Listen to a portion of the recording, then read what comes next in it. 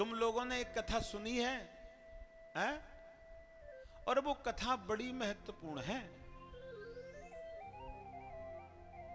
तो हमारी पृथ्वी पर एक ऐसे संत हुए, उन संत का क्या नाम था? मलूका दास। अच्छा, मलूका दास संत की कथा किसने सुनी है? मुझे हाथ उठा के बताओ एक बार, मुझे बड़ी अच्छा लगेगा। मलूका दास संत की, आहा, चलो नहीं सुनी तो सुना देते हैं। मलूका दास संत पहले इतने दुष्ट थे कि भगवान का नाम कभी लेते नहीं थे, और जब संत हुए तो इतने विख्यात संत हुए कि पूरे वेदों में भी उनका नाम आने लगा। अच्छा, मलूका दास संत कैसे हुए? ध्यान से सुनना, बड़े ध्यान की बात है, और मैं भी ध्यान से सुना रहा हूं, क्योंकि मुझे डर लगता है हॉल की आवाज तुम्हारे तक पहुंचेगी या नहीं। हाँ, तो भैया मलूक एक बार एक धर्मशाला में पहुंचे, जैसे ये धर्मशाला है। धर्मशाला में मलूक ऊपर वाले कमरे में रह रहे थे, नीचे वाले कमरे में एक संत रह रहे थे। तो संत क्या करते कि रात को 3 बजे उठ के राम राम राम राम चिल्लाते, तो मलूक की नींद हराम हो जाती, वो जाग जाते। एक बार कहने लगे कि ये महात्मा ने बड़ा परेशान किया, राम राम कहता सोने नहीं देता। मलूक दौड़ते दौड़ते आए, क्यों रे महात्मा, राम राम कहता रहता, मुझे सोने देगा भी कि नहीं? तो महात्मा जी कहने लगे, भैया मैं तो राम राम कहूंगा कि क्यों, कि मेरा राम ही तो मुझे खाने के लिए देता है। मलूक कहने लगे, चलो हम नहीं खा रहे, हम तो ऐसे बैठे, तेरा राम खिला देगा क्या? अब संत को तो भगवान पे विश्वास था, संत को गुस्सा आई। संत कहने लगा, मेरा भगवान तो जब खिलाना होगा ना तो मार मार करके भी खिला देगा। कहने लगे, मार मार के खिलाएगा कि? हाँ।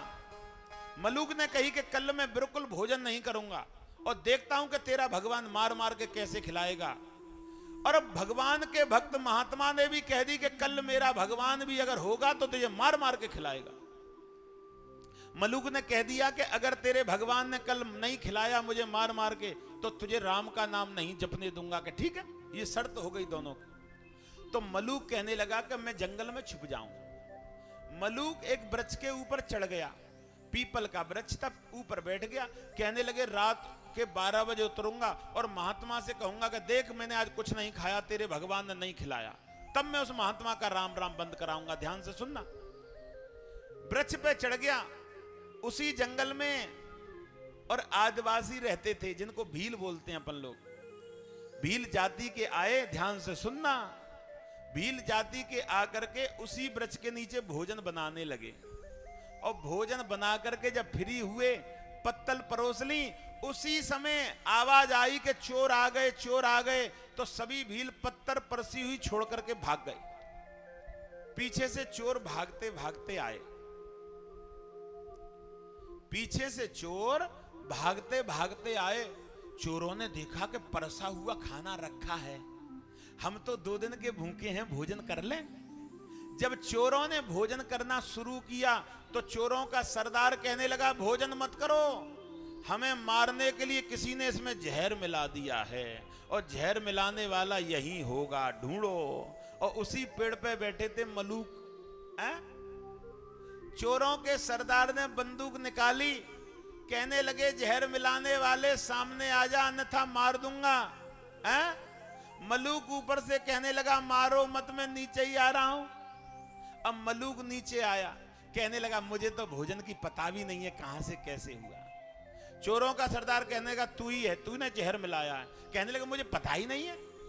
चोरों के सरदार ने कहीं से मारो और मार करके वृक्ष से बांधो, और बांध करके इसी जहर वाले भोजन को इसी को खिलाओ। बोली वृंदावन बिहारी लाल की। इसी जहर वाले भोजन को इसी को खिला दो। कहने लगा, मुझे मार लो लेकिन भोजन नहीं करूंगा। कहने लगे, अरे फिर तो इसने मिलाया जहर, जब ये भोजन की मना कर रहा है तो जरूर इसी ने जहर मिलाया, खिलाओ।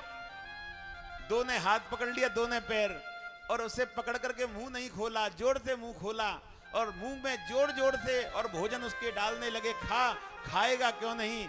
अब भोजन खाया तो मलूक खूब रोने लगा, वहीं जंगल में रोता जा रहा है, रोता जा रहा है, रोता जा रहा है। चोर के सरदार ने कही कि रोता क्यों है?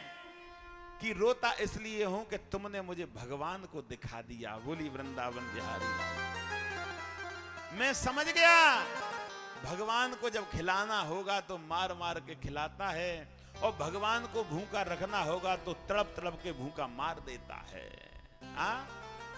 मलूक दौड़ते दौड़ते उस महात्मा के चरणों में गिर पड़ा और महात्मा से कहने लगा, मुझे दीक्षा दे दो, मैं इस गृहस्थी में वापस लौटना नहीं चाहता हूं, क्योंकि ये गृहस्थी तो अंधकार है, मैं प्रकाश में जाना चाहता हूं। और उसी महात्मा से आशीर्वाद लिया, दीक्षा ली, और इतने कठोर संत हुए, इतने तपेश्वरी संत हुए कि उनका वर्णन आज भी कथाओं में होता है। बोली वृंदावन बिहारी लाल की।